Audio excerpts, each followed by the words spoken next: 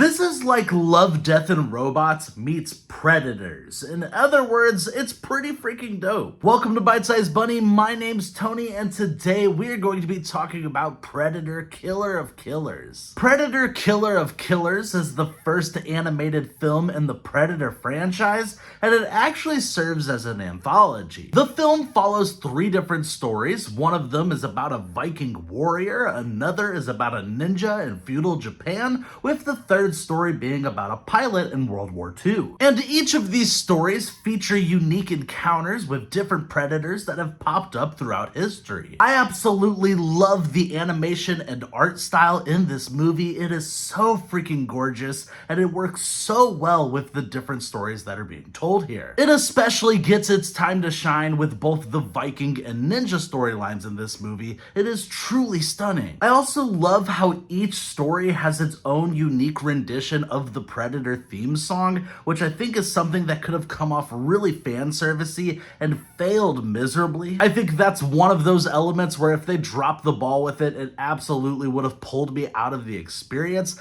but instead it actually works really well here. And each rendition feels very fitting for its setting. The action is great throughout the movie. It is very brutal, and not just when the Predators show up on screen. There's some fights in between the human characters that were surprisingly visceral. This is very adult and very grown up. When it comes to the writing, it's not bad. It's actually pretty solid. It's nothing groundbreaking, but it's enjoyable enough that I found myself excited to see where each of the three stories were heading. The Viking story is probably the most interesting one of the bunch and my personal favorite of the three. It follows this group of raiders that are attacking a village, and a predator just happens to be there at the right time to see it all go down and decides that the Vikings that survived are now a worthy adversary for it to fight. The ninja storyline is an enjoyable watch as well. It's a very straightforward story with little to no dialogue throughout it. And then you've got the World War II story, which is my personal least favorite of the bunch. It's not bad, it just doesn't feel anywhere near as inspired as the other two. I think my biggest complaint with this movie is I didn't love how they tie everything together and wrap it all up at the end. The last 20 minutes of this movie definitely pales in comparison to everything else that came before it. Overall, Predator Killer of Killers is a refreshing entry in the story, and I really enjoyed how it kind of mixes things up here, even if the finale is pretty underwhelming.